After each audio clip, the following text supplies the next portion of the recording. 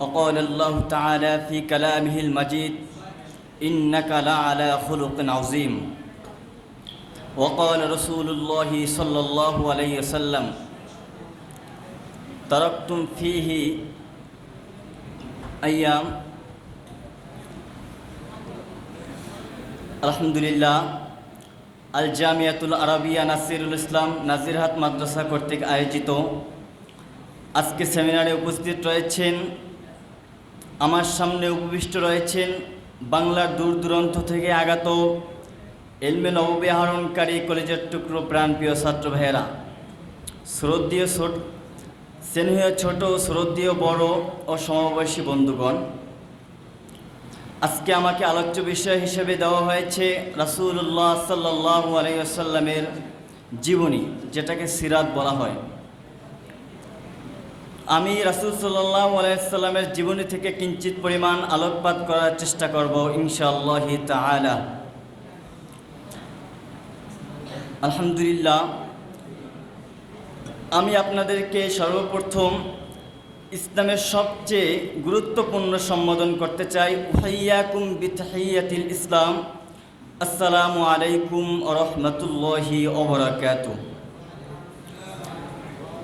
যেই যুগে আরবে এমন একটি যুগ ছিল, যেই যুগে কোনো নবী রাসূল ছিল না, ঈসা আলাইহিস সালাতু ওয়াস সালাম থেকে 500 বছর অতিবাহিত হওয়ার পরে আরব বিশ্ব হয়েছিল আইয়ামে জাহিলিয়াতের যুগ। যেই যুগে মানুষের কলবগুলো হয়ে গিয়েছিল কালো অন্ধকার, যেই কালো অন্তর দিয়ে কখনো ভালো মন্দর বিচার করা যেত না, যেই যুগে মানুষগুলো সব সময় খারাপের পিছনেই লেগে থাকতো, মানুষকে হত্যা করার কাজেই লেগে থাকতো, যেই যুগে ইসলামের কোনো ছিটে ফোটাও ছিল না, যেই যুগে ইমানের কোনো কালি তাদের অন্তরে ছিল না, ওই যুগে আল্লাহ তাআলা এই পৃথিবীর বুকে একজন নবী রাসূল পাঠান, যিনি আসার পরে দুনিয়াটা আলোকিত হয়ে যায়, যার নূরে পুরো বিশ্ব নূরান্বিত হয়ে যায়, তার নূরে আলোকিত হয়ে যায় পুরো বিশ্ব।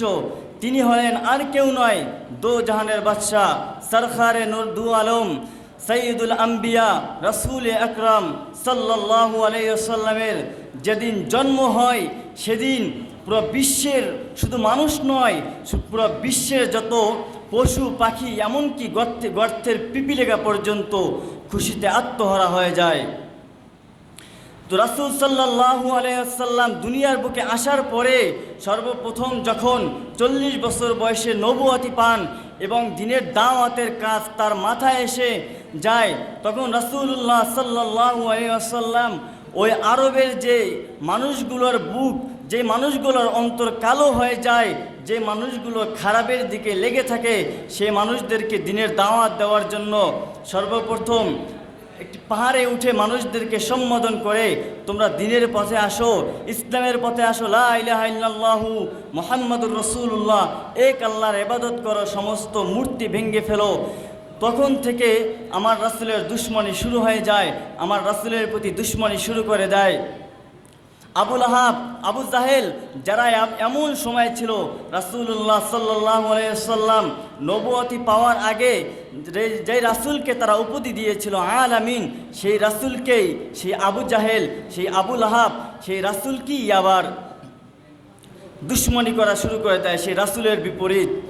অতবার আমার রাসূল যখন ওহুদের ময়দানে গিয়ে যখন আমার রাসূল দ্বীনের দাওয়াত দেয়, তখন কাফের বেঈমান ছোট ছোট বাচ্চাদেরকে লিলিয়ে দেয় আমার রাসূলের পিছনে, যে যা মোহাম্মদ পাগল, মোহাম্মদের গায়ে পাথর ছোড়, মোহাম্মদকে তাড়িয়ে দে। ওই মুহূর্তে আমার রাসূলের শরীরে পাথর মারতে মারতে আমার রাসূলের শরীর থেকে রক্ত মোবারক ঝরে ঝরে জমিনে পড়ে। আর সেই রাসূলের জীবনী পরে পরে আমরা কি শিখতে পেরেছি? আমরা শিখতে পেরেছি যে আমাদের জীবন যতদিন আছে, আমাদের রক্তের শেষ বিন্দু পরিমাণ দিয়ে হলো ইসলামকে রক্ষা করতে হবে। আর বাংলার জমিনে আমাদের বিপরীত আরও একটা পন্থা রয়েছে, যারা সুন্নিয়তের দাবি করে হালুয়া এবং মিষ্টি খায়, যারা সুন্নিয়তের দাবি করে রাসূলের মিলাদ বলে, ঈদে মিলাদুন্নবী সর্বশ্রেষ্ঠ ঈদ, তারা ঈদ পালন করে। আর আমরা যারা দেওবন্দি ওলামায়ে কেরাম রয়েছি, আমরা যেদিন থেকে আমরা আমাদের অন্তরকে কওমি মাদ্রাসার সাথে জড়িয়ে দিয়েছি, যেদিন থেকে কওমি মাদ্রাসার খাতায় আমাদের নাম তুলেছি, সেদিন থেকেই আমাদের বুকে একটাই তামান্না রাসূলের জীবনী পড়া, রাসূল কি করেছেন, রাসূলের জীবনের সাথে আমাদের জীবনটাকে জড়িয়ে দেওয়া, এবং রাসূলুল্লাহ সাল্লাল্লাহু আলাইহি ওয়াসাল্লাম কিভাবে দ্বীনের দাওয়াত দিয়েছেন, যে রাসূল, যে বিশ্ব রাসূল, যে রাসূল দো জাহানের বাদশা, যে রাসূলকে আমার আল্লাহ তাআলা ভালোবাসেন। আল্লাহ তাআলা সব নবীকে বলেছেন খলিলুল্লাহ, আর আমার রাসূলকে বলেছে হাবিবুল্লাহ, মানে আমার আল্লাহ তাআলা আমার রাসূলকে ভালোবাসেন, এটা বলেছেন। আর সেই রাসূলের রক্ত যদি দিয়ে ইসলামকে কায়েম করতে পারে, তবে আমাদের রক্তের তো কোনো দামই নাই। সো আমরা যেদিন থেকে কওমি মাদ্রাসায় এসেছি, সেদিন থেকেই আমরা প্রতিজ্ঞাবদ্ধ হয়ে গেছি ইসলামী হুকুমত কায়েম করেই যাব।